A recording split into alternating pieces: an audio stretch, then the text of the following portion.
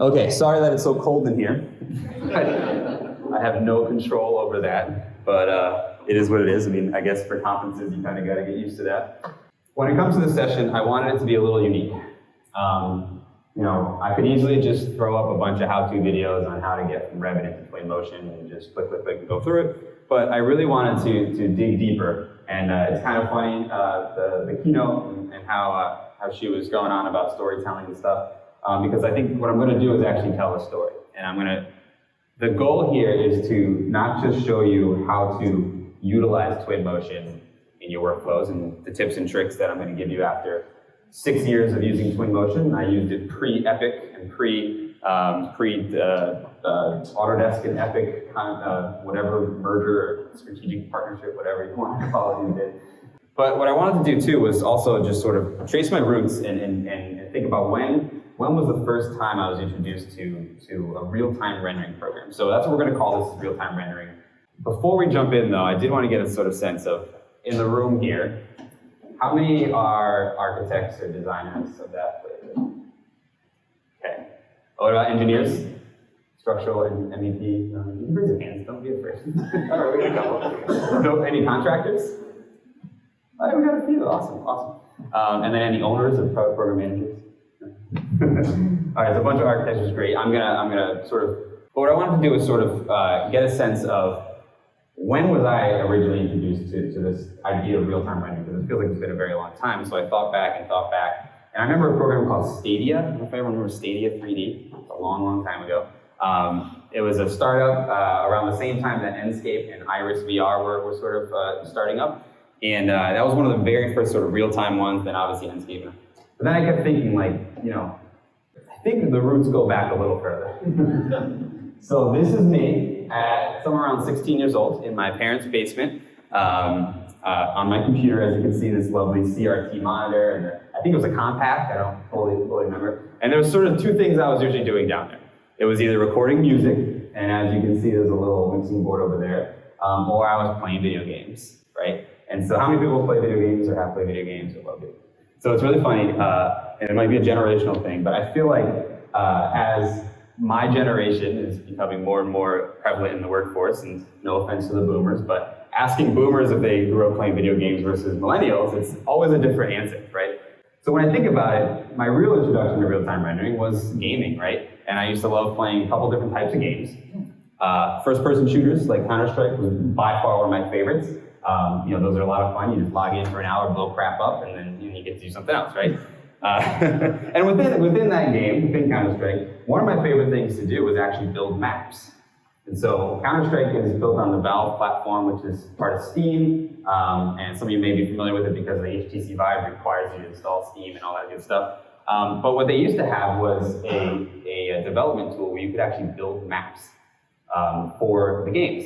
So I actually would build maps that would then be uploaded to our server, and my friends and I would build people up inside a map that I built, which was super cool, right? Super fun, and obviously at the time, I wasn't an architect, but who knew that maybe that was my introduction to architecture.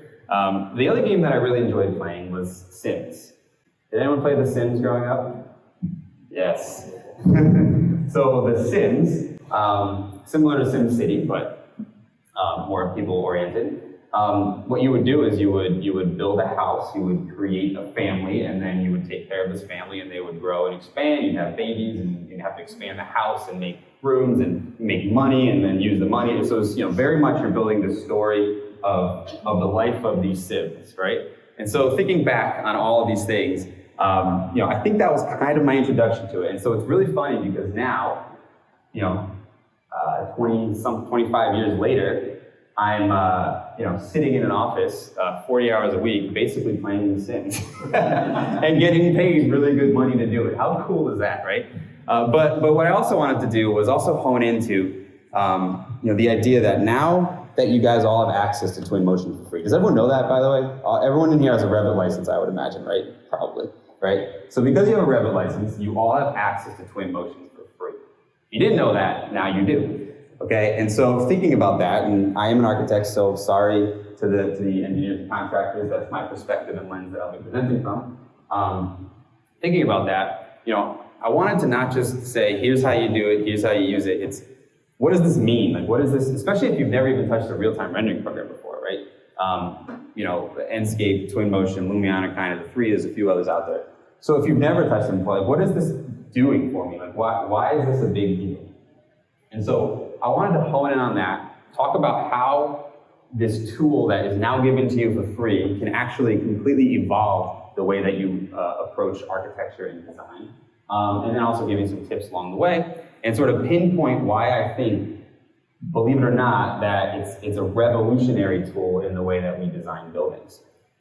And I'm not going to go down the rabbit hole of architectural education, but I do think that there's a dramatic impact on that too. So the way I'm going to do that, and this is why it's so cool that the keynote happened to be storytelling, is I'm going to tell you guys a story, okay? So this story, this is Jim and Anna, okay? So Jim and Anna graduated about 3 years ago. Anna is a nurse. Jim is a toilet paper salesman.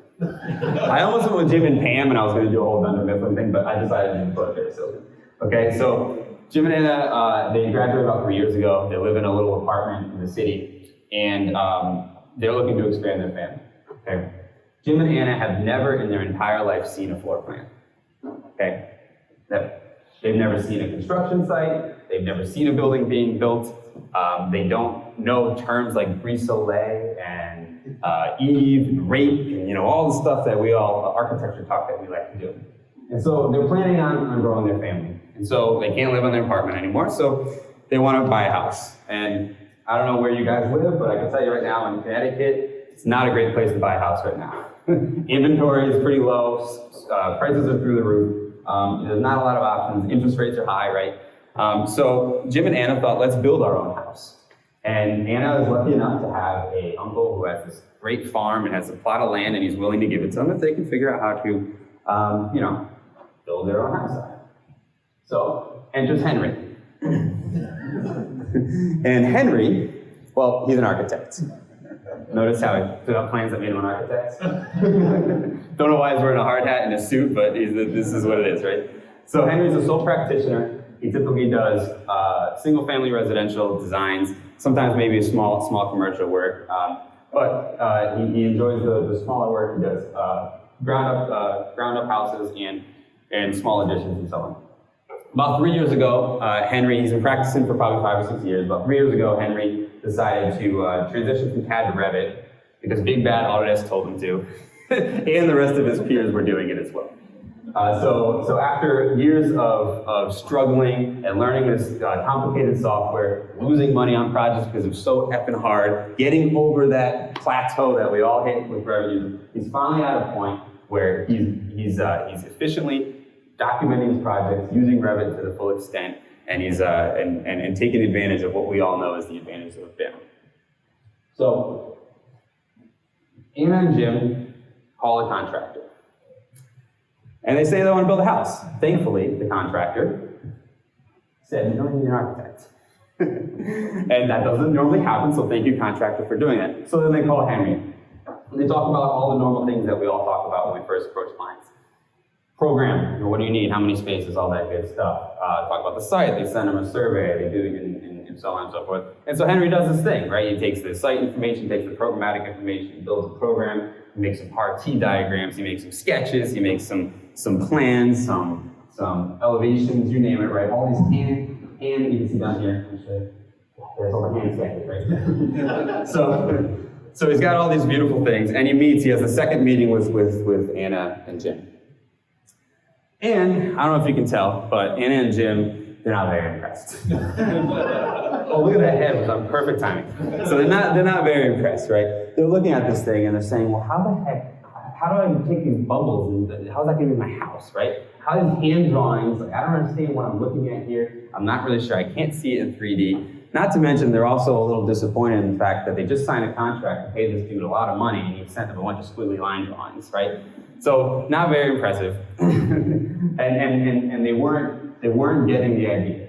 It was a good idea, right? Why not? Henry was a good architect. It was a great idea. You know, the party diagram was perfect. The space program made sense. So they leave the meeting, and as they're leaving the meeting, ding, Henry gets an email. What does that email say? Autodesk Epic announce this huge strategic partnership, and now you get Twinmotion for free. What? So first thought in Henry's mind is, I gotta learn a new software. The second thought is, I've heard of these programs before. They're these visualization programs. They've got all these cool bells and whistles. Maybe this is a tool I can use to impress Jim and Anna, but also make sure they understand this awesome epic design that I have, this thing I have in my mind. So Jim goes back to his office and he downloads Revit, or he downloads Twinmotion. Okay? But of course, he's like, I don't know how to use this thing. I don't know what I'm supposed to do with it. So of course, the first thing he does is goes to his favorite YouTube page and he looks up, how do I use Twinmotion? And so what we're going to do is we're going to go through the process of how to use Twinmotion with Revit, give you some tips and tricks along the way, and explain how Henry completely changed this story and explained to Jim and Anna the house and became a successful architect on this one project. The first step, unfortunately, can be the most challenging, which is actually finding where to download this free version of Twinmotion. You would think it was easy, but it's not. So what you've got to do is you've got to go to your Autodesk products page. If you don't have access to it, then you got to figure out who has access to it and ask about it. You've got to search under all products for Twinmotion. You've got to click the link that says access, which then goes to an Epic site where then you can download Twinmotion. And that is the free version of Twinmotion that you guys get. The good news is in Revit 2024, there's kind of a link in Revit that brings you to it, but it pretty much brings you to the same page. In 2023, I believe you still need to go the way I'm saying it. So once you download that, now you have Twinmotion installed on your machine. If you have Revit 2024, you already have the view button that's there, but you still need Twinmotion. So don't think if you're installing Revit 2024 that Twinmotion is there. It is not. Okay, so you do need to install Twinmotion. Okay, so now he's got Twinmotion installed, and he's got a model that he started creating. What does he need to know to bring this thing into Twinmotion and start working alongside and using this as a tool in his design process? So the first thing to know is that you don't have to do much compared to what you're already doing, which is super cool, right? But I am going to give you some tips to think about as you're doing this. The first is the site model. Okay, so as I mentioned, this is a hilly site, a farm. We have a good model for it. There's a couple objects that we want to make sure we keep, some trees and rocks and so on. But when it comes to Twinmotion, there's two ways you can bring Revit models in. You can export them from Revit, import them to Twinmotion, and then if you need to change them, you need to export, save, overwrite, and then refresh in Twinmotion. It's not that bad, I promise you. It's been that way for a very long time. And then the other way is a direct link. And I'll show you the direct link in a second. But one of the tips I want to tell you is that topography models and site models, I highly suggest that you use the Datasmith exporter and bring those in as imports to Twinmotion, not direct linking them. And part of the reason is, as I mentioned before, I've been using Twinmotion for quite some time, and I can tell you that it was not nearly as stable as it is today. And so there used to be some issues with refreshing models and certain objects and how they're hosted to them. Topography is a perfect example where, and I'll show you when we're building our scene, when you're applying vegetation and all these awesome objects, grass and rocks and trees and bushes and all that stuff, they're all getting posted to the surface of your topography in Twinmotion, which is now a meshed object using View Datasmith, which is kind of like FBX and all that stuff. And so if you're in the process of design, and every time you iterate through your building, it's refreshing the site and the building, I can promise you something's gonna break. Usually what happens now, it used to crash a long time ago. Now what happens is it might just delete all those trees that were hosted to it. Whether you use vegetation paint, which I'll show you what that is, or scattered, or however you place them on, because those objects are being hosted to this mesh that's constantly refreshing, it can cause issues. Because of that, I highly suggest that you export to your site model as its own import to Twinmotion. Then we can use the building as a direct link and get the advantages that the direct link gives you. So all I'm showing you here is how to do that, which is you go under the View button, you go to your Twinmotion button, you go Export, View Datasmith, and then you save that file. And then I'll show you how to bring it into Twinmotion in a minute. Obviously, you need a view. Twinmotion just uses the filter of the current view that you're in, so it's pretty straightforward. This is what you're going to get when you export, nothing more, nothing less.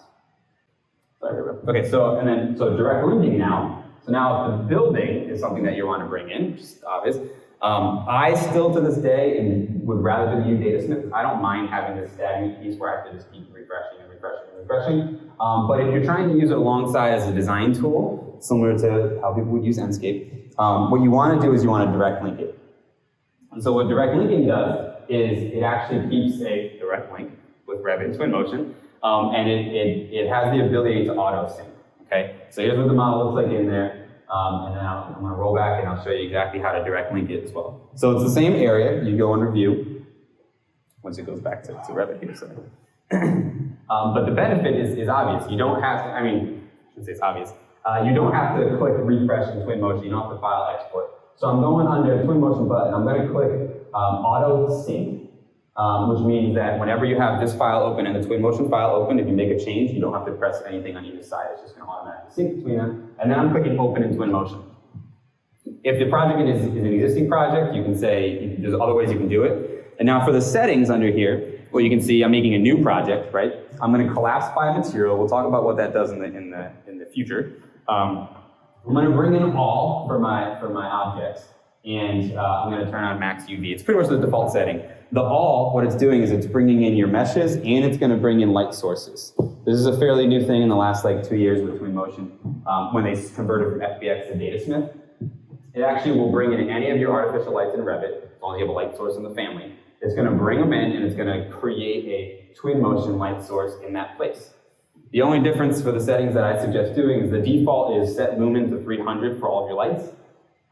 Switch that to set to Twinmotion default. And all of these little settings I think are in the handout, so you'll see that there too. But reason being, if you had every artificial light in your building to 300 lumens, it will look like a nuke went off when you go into Twinmotion. I'm not sure who decided to 300 lumens was this default, but it's not what you want. So you go to default. They'll come in as whatever the light source in Twinmotion typically has when you place it, like the spotlight or something like that. And then you can always change the intensity and the color after the fact. So the benefit of direct linking is pretty straightforward. It is a direct link between Twinmotion and Revit. So normally I would have these on 2 monitors, but obviously for the sake of today I'm showing you on both. And so as Henry moves his table and his chairs, you notice what's happening here is it's automatically updating in Twinmotion. It's not bidirectional. If you move something in Twinmotion, it's not going to move in Revit, mainly because you're placing objects in Twinmotion, they don't exist in Revit. But the opposite is true. So now you have a tool where you can sit in a perspective view on one monitor, in orthogonal view and Revit on the other monitor, and you can build your design right as you're going through it. Why is this important? Well, how many of you guys have spent months or years or multiple years building a Revit model, right? And then seeing the building in person and saying, holy shit, that thing is huge, right? You lose so much perspective on the scale of buildings when you're in Revit all the time. You do, right? Orthogonal views from the viewpoint of God all the time, it changes the feeling of the space, right? Being in a perspective view in the space with scaled objects while you're building the orthogonal views is a completely different experience. And that's where these tools start to really mind bend your normal processes of architecture, right? We're so used to this God's level view of these RT diagrams and whatnot that we sometimes lose sense of the human scale of the space. And that's why this stuff is super powerful and super valuable and changing the way we do things, right? Normally without those perspective views, you may look at this grand scheme of these program things and say this party looks cool, it's gonna look neat, but then you're forgetting the fact that it's a 25-foot tall space. And until you get in there and see it, it makes you feel really, really bad. One thing you will notice too is, I don't have any materials shown. So we're gonna talk about materials in a second, but what I did want to show you guys is, I prefer a white mode when I'm designing, less, no distraction with textures. And so a tip for white mode in Twinmotion is if you go under FX and you apply it under color grading, it's the 3rd or 4th black and white. You can't actually read the text in the UI, it's very stupid, but it's the 3rd or 4th black and white. What you'll notice what it does is it removes the textures, but it keeps ambient occlusion. And then under filter, I add, it's called line light filter. And line light just adds little outline edges to it. And just by those clicks, even if you already have materials applied, now you have a nice white mode with ambient occlusion, and now you can design your building without the distraction of materials yet. That's usually when I'm in the massing stages, the early stages of projects, I don't necessarily like to apply materials yet, right? It's distracting in its way. This project is an old model that has textures applied, but what's really neat about Twinmotion is that if you plan on using Twinmotion, is that you don't necessarily need that right off the bat, which brings me to my next point. Henry's got a model now. he learned how to use Twinmotion alongside this model that he's been working on. He's been using his perspective views to massage his spaces and his massing and so on and so forth. Whether it's a conceptual level model or one that you see here, which is probably a little further along the conceptual level, but you get the idea. Now it's time to think about materials. So normally, Henry would make a board like this, right? Some sort of a material board, and he'll present this to clients and say, here's my material scheme. I've got these 2-inch by 2-inch little samples for you. We've all seen the interior design material boards, which have their place in the world. I'm not saying we shouldn't use those. But there's also the ability that, or the possibility that, the one time Henry showed this wood wall paneling on a 2-inch by 2-inch sample, and everyone loved it. They chose it. They installed it on a 30-foot long wall, and it looked like trash, right? So that can happen, right? So you want to be able to see the right materials in place. You also don't want to be limited by the materials that exist in the tool that you're using, right? So there's some really cool things that exist within Twinmotion that will make a lot of your Revit users happy.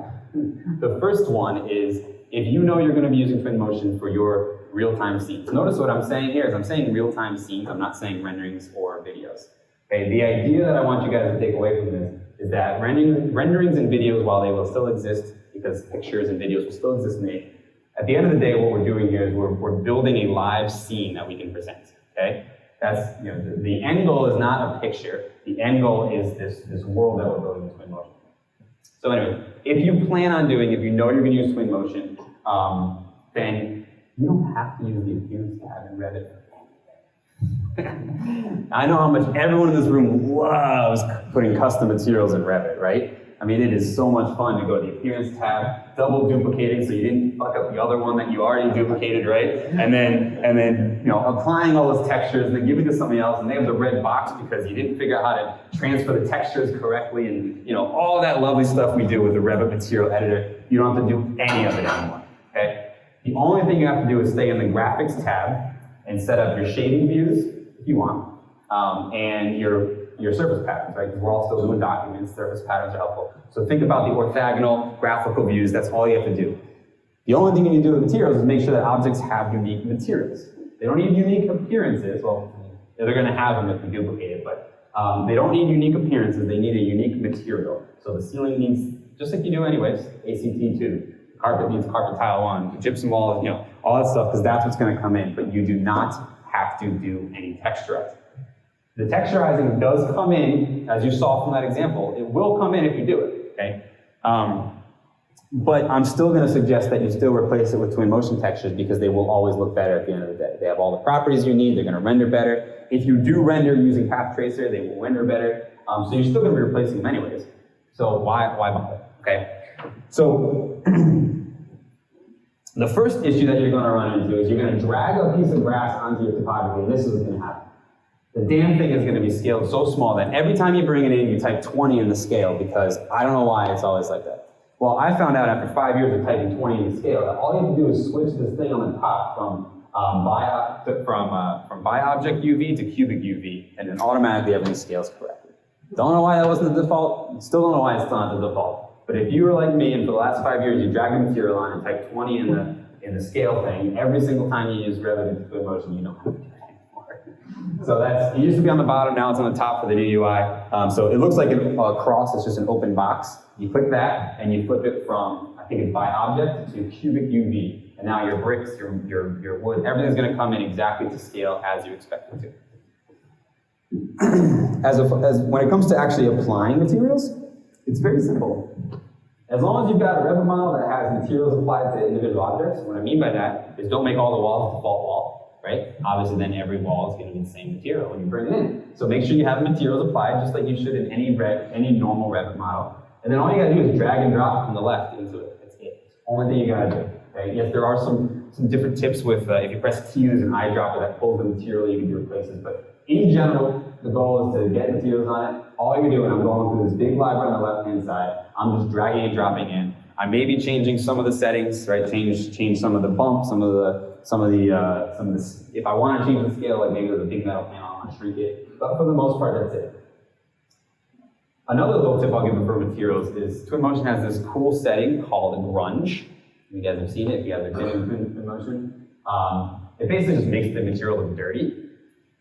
And don't use it, excessively, but if you add grunge to pretty much all of your materials, just a little bit of it, it adds so much depth and realism to your scene. If you saw when I was doing that grass before, especially large areas of the same material, it helps break up a repetitive texture in an awesome way. The other thing too is on the left-hand side, you'll notice I'm going through a couple different libraries. You have a whole array of out-of-the-box Twinmotion libraries, but a couple years back, Epic acquired Quixel Megascans. Does anyone know what Quixel Megascans is? Sorry. So Quixel Megascans, I believe they were created for Unreal at the time, but also you can export them for other different programs. Basically, someone went out there, and I don't even know the technologies they used, but they either took pictures or laser scans of real objects and converted them to seamless textures as well as objects in 3D. So for textures, they might have taken a picture of this carpet and then scanned it, and then with that information, they made true normal bumps and all these awesome things. So they're hyper-realistic textures and objects. You have every single asset that exists in Quixel Megascan in Twinmotion.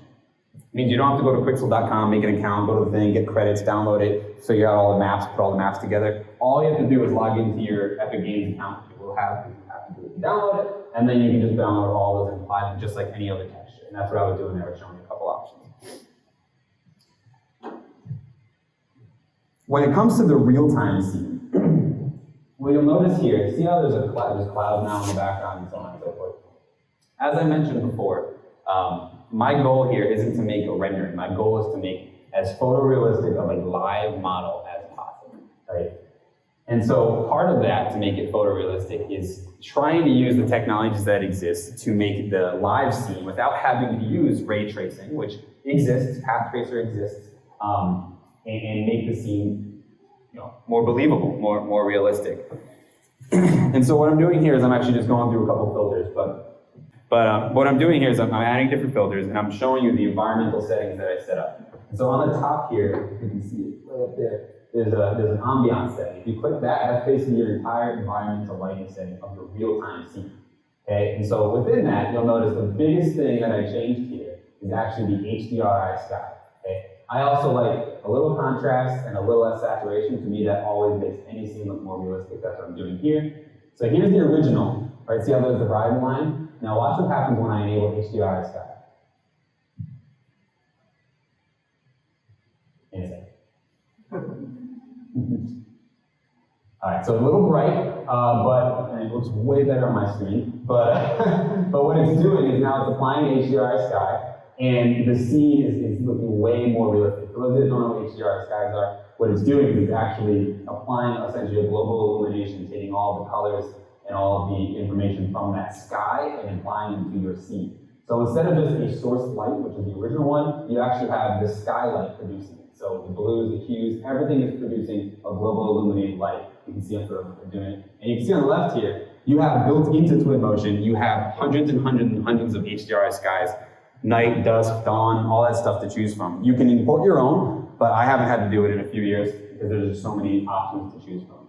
So a couple tips there as far as the environmental settings is HDRI sky, 100%. If you're not using it, turn it on right now. High contrast, low saturation. I do like to turn on that line light filter even in these scenes because it's such a subtle line edge that it won't look like they're drawing lines, but it helps delineate between spaces.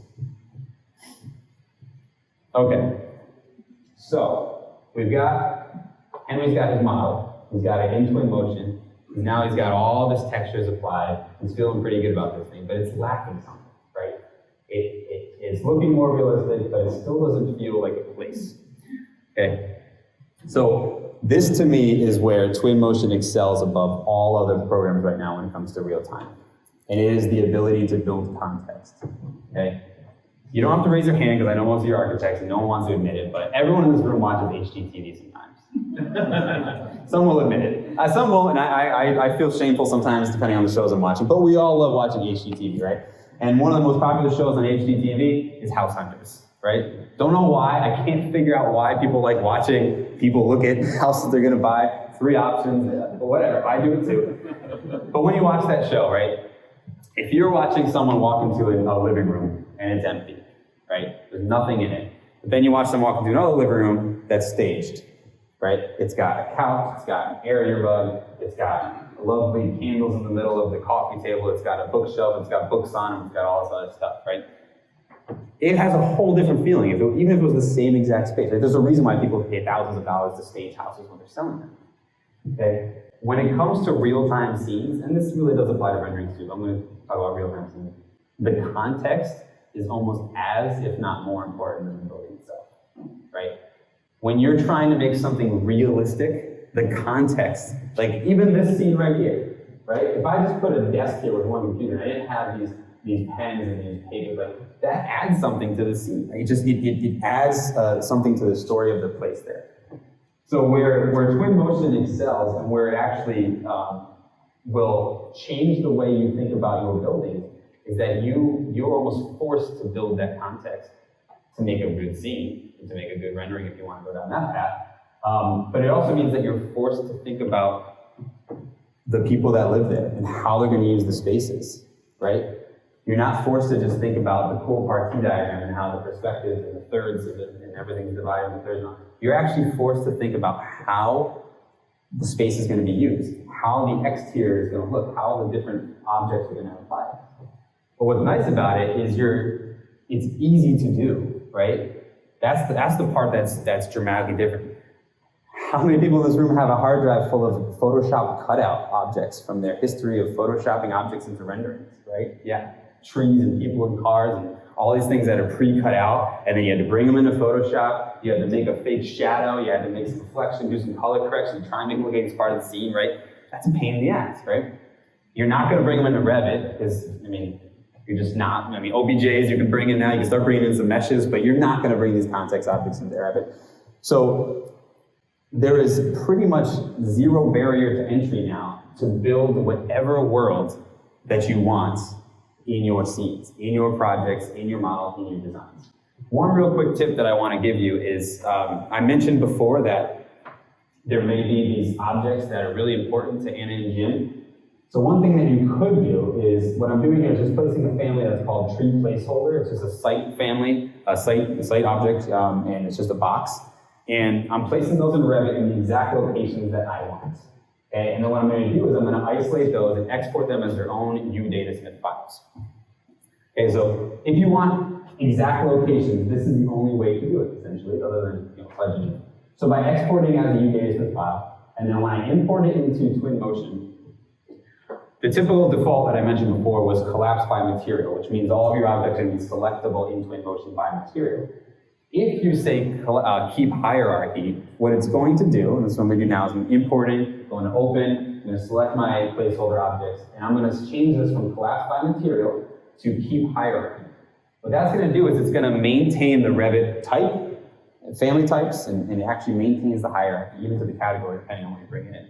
So on the right now, what you'll see is there's the family type and the instances right here. So no longer, they do have material still, you have the ability, but now you have the ability to select individual Revit families in Twinmotion, and they have their own local axis, their own local origin, just like every other family would. Okay? Before, if we brought it in, it would be one object with a local axis in the middle of all those objects, right? Now what we can do is we can select those objects, we can right-click them in Twinmotion and say replace, and then it just flips those objects with Twinmotion objects exactly where they are. Okay? Pretty cool, right? So now you can actually place objects in an identical location. There's still not a dynamic connection. Sorry, it's not there yet, but I'm sure it'll get there in time. But this also is also helpful if you wanted to. You can bring in your your building objects the same way instead of collapsing by material. If you, for some reason, wanted to modify individual elements and families in Twinmotion. So if you wanted to make the doors open, for example, if you wanted to make a 4D animation of the structural framing fall, you have the ability to select the individual framing elements by using this process. Pretty cool, right? Okay, so then it's time to build our world now, right? And this is where, as I mentioned, this thing excels dramatically. And so what I'm doing here is I'm just building a whole bunch of vegetation. It's a hill in Connecticut, it's a bunch of trees and stuff. And I'm using vegetation paint. A vegetation paint is literally a paintbrush. You select a bunch of objects and you just get to paint them on your surface. A little tip for real scenes and as well as renderings, but is when you're trying to do a forest, you should think about it as tall, medium, and small, or something like that, or low, medium, and high. And so what I'm doing here is I have a large forest, so I have a bunch of trees. Then I planted, painted low vegetation like ferns and bushes, and then I'm doing medium trees in between. So by doing that, what it's going to do is it's going to block the horizon line, which helps a lot with realism, and it makes it look like a fuller forest without placing thousands and thousands of things. Now this is all the out-of-the-box library. So see what I'm doing? I'm placing rocks. These have been in Twinmotion for like 6 years. These rocks, I'm placing them specifically. Another little pro tip for you guys is notice how there's shadow behind my scene. So let's say this is the money shot. Even though it's a real-time scene, I'm always thinking about, what are the couple renderings that we might make. A nice tip for you guys for rendering, and you can use it for real-time as you're seeing here, is sun should probably always be behind the camera for the most part, but you should always have objects behind the camera producing shadows in the foreground. Makes a dramatic difference. If I turn those off right now, and you just saw bright sun on the grass, notice how there's shadow in the building too. Super good tip there for even just rendering. Well, notice what I'm doing here is I'm just placing rocks. I was placing little teeny weeds and stuff like that, and I was building that little scene and that image the way that I want. Right? It's almost like painting a painting. Real quick, if this is vegetation scatter, remember I mentioned the whole sub-region thing? Or what is it called now? Subsurface? I don't even know what it's called now. It's still called the sub-region? Subdivision, there we go. I knew it was a new name. In 2024, it's subdivision, but I'm still going to call it sub-region in my mind. So this is the reason why you might want to do that. So what I have is a bunch of grasses, and it's basically a paint bucket fill by material of 3D objects. See how I just clicked there? Right? And so by clicking like that, you have 3D grass if you want to do forests and so on and so forth. This is not a big site, but you imagine if it's a gigantic site, you don't want to do that across the entire gigantic site, I promise you. Unless you've got a 4090 with a stupid power adapter and a really loud computer, then you're not going to want to do that, right? And so that's why if I was doing this on a larger scene, I might just do a sub-region around the building and say grass, where I know the camera's going to be, so you don't have 3D grass for acres and acres of total, because you don't need 3D grass way out beyond it. So that was building with the out-of-the-box Twinmotion stuff, I'm going to call them. These are in the box still sound, but whatever. So Quixel Mega Scans has this entire library now of all those scanned objects I was talking about. So look at this rock here. That's a real rock from the real world that was scanned, turned into a 3D model, and all the texturized and all that good stuff. You see the moss on it and everything like that. You have not just the out-of-the-box ones that I just built it with, but then you have this entire, look at all this stuff. You guys could spend days just going through the library of what's available for Twinmotion now. Here's an awesome little tree bark thing that if you notice, if I zoom into it, you'll see there's moss, there's bark, you can see all the details into that thing. That's all just there. You don't have to go to Quixel, you don't have to go to any other website and download them, you don't have to go to BIMobject or something like that. No offense to BIMobject, but you don't have to go outside to get the programs in there, right? Or to get the assets in there. And notice how much more the scene just keeps getting more and more realistic. You're starting to see what this project would be, what it feels like. The other thing you have is Sketchfab. Does everyone know what Sketchfab.com is? Have you heard of the site? So Sketchfab is also an entire library that is now available inside of Twinmotion. You don't have to go to Sketchfab.com. Be wary of Sketchfab. It can be a little dangerous. It's kind of like the Revit city of 3D assets to some extent. There's some really good stuff, but there's also some extremely damaging models in there. It's got anything from if you wanted a 3 million polygon Iron Man model to actual rocks and stuff like that. So just be aware of it. But if you needed for some reason a 1984 cell phone to put on a desk, they have a model for that. You know what I mean? It's really, really cool. So all that stuff is basically available to you. So going back to my original point, building that world is no longer restrictive, right? In the past, it was always a challenge. There was a barrier, there was a wall to doing it. Now, this doesn't take long. I mean, before we were so afraid to get to this point because of how much time and effort it took so early on in design, right?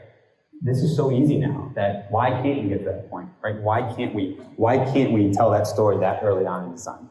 There's, before I get into this, does everyone know 30 by 40 design workshop on YouTube? There's gonna be a lot of architects in YouTube, you might. So Eric Reinholdt, him and I have a lot of discussions. Him and I have chatted quite a bit over the years. And he considers himself a little more of an analog guy. He still does a lot of the old school. He's still a CAD guy. Every time I talk to him, I don't know what you call me, you Revit. Whatever. but one of the things that we had an interesting conversation about was, he sees my work and he's like, I don't know how you feel comfortable doing such a photorealistic rendering or appreciation of the building so early in the process. His mindset for architecture has always been do less in the beginning and then let their minds fill in the gap, and that's how you develop it, right?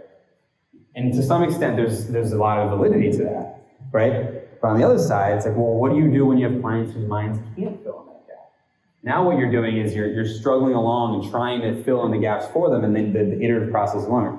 Here, and this is what I was explaining to him, it's like, I'm okay doing that because then I get the reaction right away, and it doesn't take me a long time to change stuff anymore, right? It really doesn't. I know as architects, changing drawings and changing designs over time. Yes, at some point in time, yes, we shouldn't change designs, right? At some point in time, pencils should go down, so to speak. But you see how easy it is to put these people in. You see how easy it is to do this. I mean, I could scrap this whole scene, start a new model, and be done in an hour, the same exact setup, right? So now the restriction isn't there. So why would we not take it to this level? Why not do a redactive version of design and show them what we think it is, and then work backwards from there? So I'm just placing people there as I was going around. And now Henry's really happy, right? He's pumped. He's got his model, he's got his scene, he's got a new meeting set up with Anna and Jim, and he's going to go present to them. The only thing I want to talk about the people, I should have just talked. So I was just placing people. The idea there is just there's a lot of human elements within Twinmotion. They have, as you can see, they have a whole bunch of ways to pose them and animate them and all this stuff. So that also helps a lot with the live scenes. Okay, so now he presented his live model to Anna and Jim, and they're all pumped. Everyone, even Jim doing his white land dance. Jim, they're excited, right? They've gone through the process now. He's not only did he still have his sketches, his party diagrams, his packing in hand, drawings and stuff like that. But he was able to spin around and show them their project. They asked questions. He was able to zoom into different areas, talk about the project. They understand what he meant when he said a brise soleil and a shed roof and all these different things. And it was successful, right? The idea here, is these two couples that had absolutely no way of understanding what was happening now understood, what Jim was trying to say, or what Henry was trying to say. And so, going back to my 16-year-old self, and trying again to sort of pinpoint, well, if you guys haven't done this process, what's super cool about it is it's super fun. Like, building those worlds is actually extremely fun, right? And we don't get to say that a lot as professionals, that we can actually have fun doing this, but it's super fun. And the process, I was trying to pinpoint, what is it about The Sims, and what is it about using Twinmotion? My 16-year-old self playing The Sims, now my 35-year-old self who loves reading science fiction, not playing The Sims anymore, but what are the things that this tool called Twinmotion is giving us? And it even goes back to what was in the keynote. It's storytelling. It's exactly what I did with you guys today, right? It's telling the story. You're no longer designing an object, you're telling the story of your clients. So you're telling them what it's going to look like. And so that's exactly what I did with you guys today as well, is I just told you the story of Anna and Jim within the house of Anna and Jim while we're going through the process of designing Anna and Jim. So this tool gives us the ability now, right, to not just design objects, to not just design partie diagrams, but it's to show clients what their future could be beyond just a couple elevations and all the stuff that we've done. So hopefully this gives you an idea of what you can do now. You have this awesome tool for free, believe it or not. And I left enough time for Q&A. So let's go. What do you guys got? But no? Sweet, thanks guys. Awesome, thank you. I appreciate you guys. It got a little warmer in here, I think. Did it? Or was it because I'm presenting? I don't know. Thanks guys, thank you so much.